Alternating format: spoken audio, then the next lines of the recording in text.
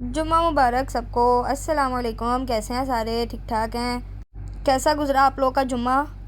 जुम्मे को ईद के दिन की तरह गुजारा करें, अच्छा सा तैयार हुआ करें, अच्छे से कपड़े पहना करें और कोशिश किया करें कि करीब कोई मस्जिद है तो जमात के साथ नमाज़ पढ़ा करें, ख़ास तौर पे जुम्मे की। मैं निकल पड़ी थी मस्जिद के लिए एज़ यूजुअल नाश्ते के बगैर, क्योंकि आज भी मैं लेट उठी थी लेकिन फिर भी मैं टाइम पे उठ गई थी। जुम्मे के दिन होता है कि इंसान उठ के फ़्रेश हो, अच्छे से कपड़े पहने, साफ़ सुथरा होके जाए अगर मस्जिद जा रहा है तो। लेकिन घर पे भी अच्छा सा बन के ही नमाज़ पढ़नी चाहिए, क्योंकि जुम्मे का दिन ईद के दिन की तरह गुजारना चाहिए। आज मैंने ये शुक्र किया था कि ज़्यादा धूप नहीं थी और गर्मी की भी शिद्दत इतनी ज़्यादा नहीं थी। अब यहाँ पे भी आहिस्ता आहिस्ता मौसम ठीक होगा, यानी कि अब सर्दी की तरफ जा रहा है मौसम। इंशाल्लाह मेरे ख़्याल से अक्टूबर के लास्ट तक मौसम ठीक हो जाएगा। लेकिन फिर भी अभी भी गर्मी है, लेकिन बहुत ज़्यादा नहीं है। पहले की निस्बत अभी थोड़ी कम हो गई थी, अब पता नहीं आज ही कम थी या वैसे ही कम हो रही है। खैर, जुम्मा पढ़ के फिर मैं निकल पड़ी थी घर की तरफ। घर पहुंची हूँ। घर पहुंचने के बाद मैंने अब करना था नाश्ता, क्योंकि मुझे भूख लग गई थी और मैं वापसी पे यही सोच रही थी कि मैं क्या खाऊंगी आज नाश्ते में, क्योंकि मेरा आज कुछ भी खाने का दिल नहीं था, ऑमलेट वगैरह। फिर मुझे याद आया कि यहाँ फ्रेंच टोस्ट बना लेते हैं, कभी कभी दिल कर जाता है इंसान का ये भी खाने का। इसमें असल में शुगर ज़्यादा डलती है, लेकिन मैंने ज़्यादा नहीं थी डाली और मैंने सिर्फ एक अंडे का बनाया था, ज़्यादा नहीं, क्योंकि मुझे 2 या 3 पीस खाने होते हैं इसके बस, और ज़्यादा नहीं खाए जाते। नाश्ता बनाया और नाश्ता बनाते बनाते मैं ये सोच रही थी कि आज क्या बनाऊँ, क्योंकि आज था वीकेंड और अहमद की इस दफ़ा सैटरडे की छुट्टी थी, तो इसलिए फिर मेरी कोशिश होती है कि जब वीकेंड हो ना तो फिर मैं उनके लिए कुछ अच्छा ही बनाऊँ। अहमद को देसी फूड ज़्यादा पसंद है, बजाय इसके कि चाइनीज़ वगैरह। मैं ही थोड़ा चीनी ज़बानी करती रहती हूँ। फिर मैंने सोचा कि नहीं, फिर क्यों ना अहमद की पसंद का बनाया जाए, क्योंकि छुट्टी उनकी है, मेरी नहीं। यही सोचते सोचते मेरा नाश्ता भी रेडी हो गया था और फिर मैंने नाश्ता किया। फिर मुझे नज़र आया कीमा और मैंने कहा चलें आज आलू कीमा बना लेते हैं। फिर उसकी चीज़ें रेडी करने लगी थी, प्याज लहसुन अदरक और भी सारा कुछ, टमाटर वगैरह जो भी सब कुछ होता है। अच्छा, वैसे मैंने आजकल की जनरेशन को देखा है कि उनमें बड़ों का कोई खौफ नहीं है, और उस तरह के माँ बाप है जो उनको बताते ही नहीं है कि वो हमारे बड़े हैं। वो एक खौफ नहीं होता, वो उनकी इज़्ज़त होती है, लेकिन बच्चों को नहीं पता कि बड़ों की इज़्ज़त करते कैसे हैं आजकल। ये चीज़ें शायद माँ बाप को सिखानी चाहिए बच्चों को। हमारे सामने जब हमारे बड़े आते थे तो हमारी जान निकल जाती थी, जैसे ताया बू चाचू और इस तरह के जो रिश्ते होते हैं, इनको इज़्ज़त देनी चाहिए और इज़्ज़त देने में ही इज़्ज़त है। इसमें आपका कोई नाम नहीं होता, लेकिन आपके माँ बाप का ज़रूर नाम होता, क्योंकि उनके मुंह से यही निकलता है कि ये उनकी औलाद है और वो बहुत अच्छी तरबियत की है आपके माँ बाप ने आपकी। अच्छे से मिलना, अच्छे इखलाक से मिलना, ये तो सुन्नत भी है ना। तो फिर इंसान क्यों अपने आप को इतना बड़ा समझ लेता है कि हमने इससे सलाम तक नहीं करना या इससे कलाम भी नहीं करना, हमने जीना मरना ख़त्म कर देते हैं आजकल तो एक छोटी सी बात पे। आजकल तो नए रिश्ते सब मतलब के हैं। आजकल बहुत मुश्किल है कि आप कोई अच्छा दोस्त ढूंढ सकें, आज के दौर में बहुत मुश्किल है। इसलिए अपने पुराने रिश्तों को बचा के रखें, अपने पुराने जो भी आप लोगों के गिले शिकवे हैं आप लोग को दूर करने चाहिए, क्योंकि एक मिनट का नहीं पता इंसान का, और जीना मरना ऐसे ख़त्म करते हैं कि आप लोगों ने पता नहीं मरना ही नहीं है। खुदा ऊपर बैठा हमारी एक एक हरकत देख रहा है कि हम क्या कर रहे हैं और किसके बारे में किस तरह बात कर रहे हैं। ये ज़रूरी नहीं होता कि हम सिर्फ मुंह पे उससे अच्छे से बात करें या उसके मुंह पे ही तारीफ़ करें। अगर उसमें कोई बुराई है ना तो उसकी बुराई भूल के उसकी एक अच्छाई याद करो, तो आप लोगों को वो इंसान कैसे बुरा लगेगा। एक बुराई की वजह से इंसान से नफ़रत नहीं करनी चाहिए, हमें हमें उस बुराई से नफ़रत करनी चाहिए और कोशिश करनी चाहिए कि हम उसको उस बुराई से बचा सकें, ना कि उसको मज़ीद उसमें धकेलते जाएं, क्योंकि आजकल तो यही चल रहा है।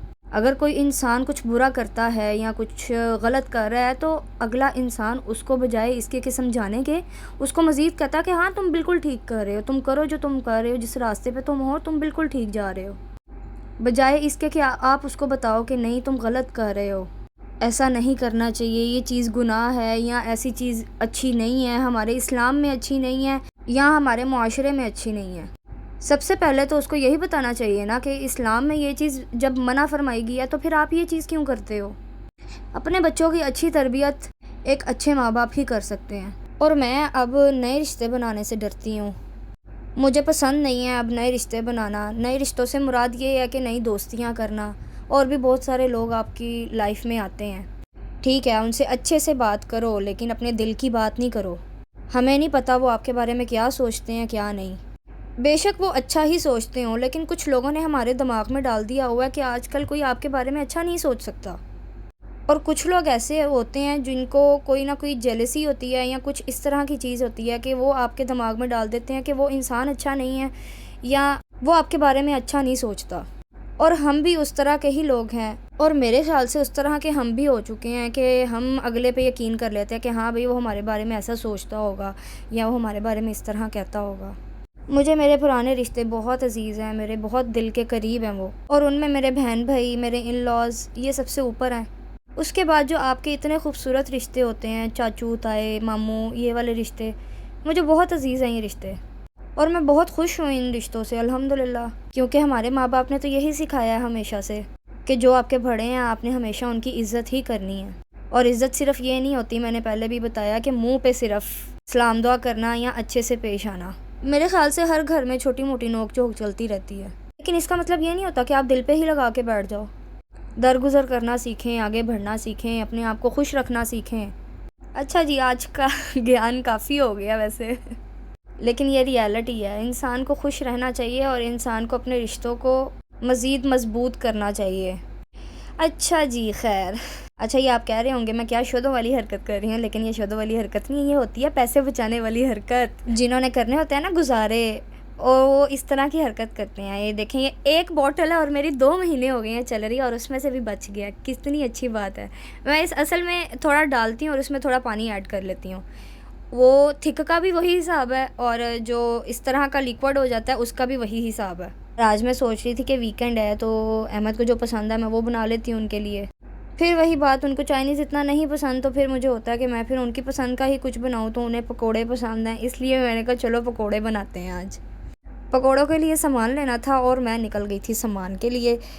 बकाले जाना था मैंने, और वहाँ से मेरे पास पालक नहीं थी और भी कुछ चीज़ें लेनी थी। मैंने बेसन भी था लेकिन थोड़ा था, तो मैं पहुँच गई थी बकाले। वहाँ से मैंने चीज़ें उठाई और मैं फिर वापसी के लिए निकली हूँ। शाम का टाइम था, इतनी कोई ख़ास गर्मी नहीं थी आज।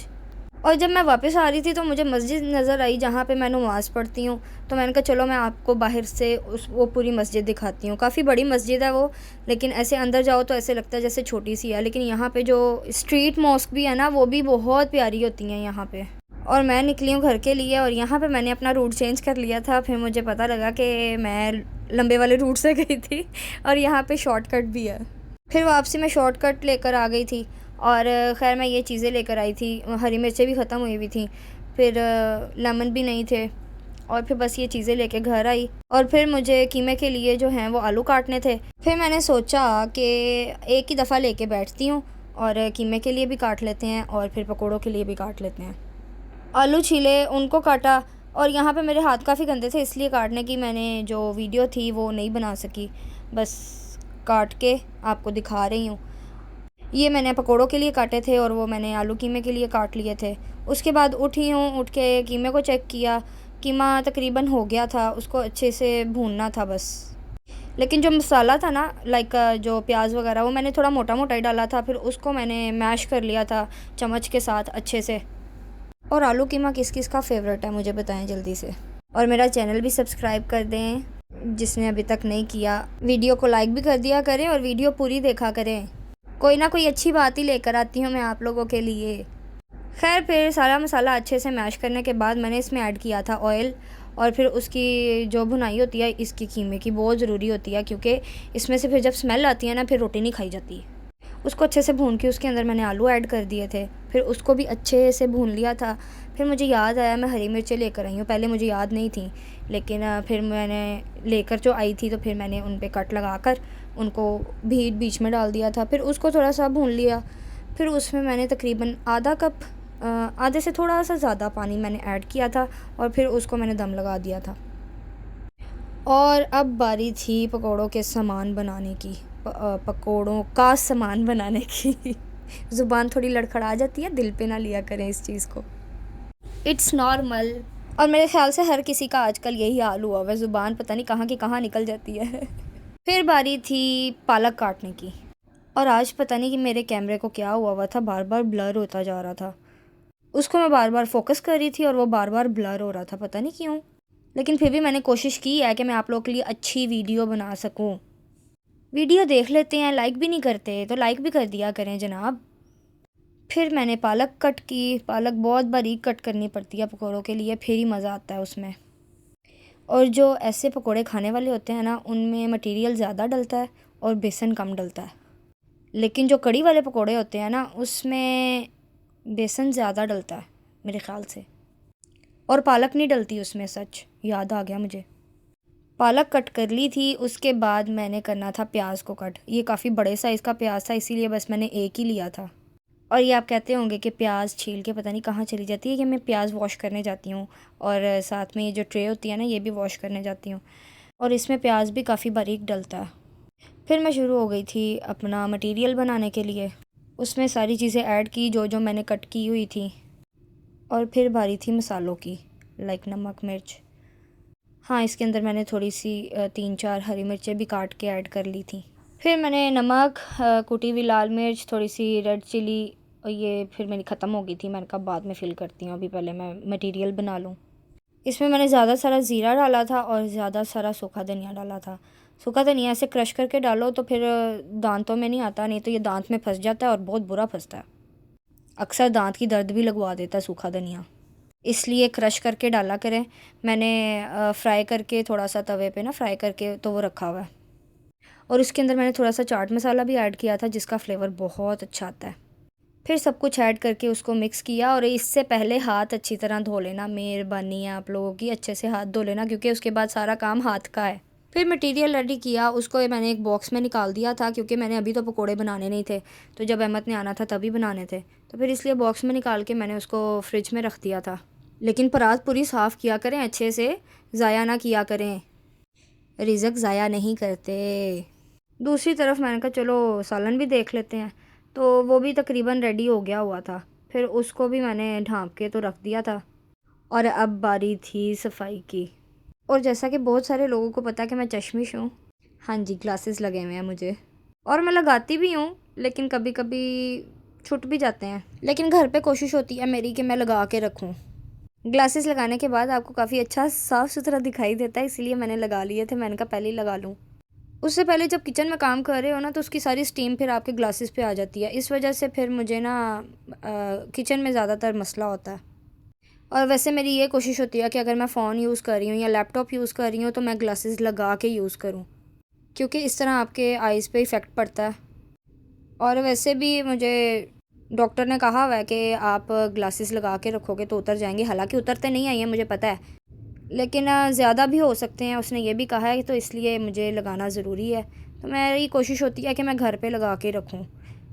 बस बाहर जाते हुए मुझे कुछ होता है लगा के, लेकिन अब लगा के ही रखती हूँ मैं ज़्यादातर। फिर बारी आ गई थी पकोड़ों की फाइनली, और बहुत मज़े के बने थे ये।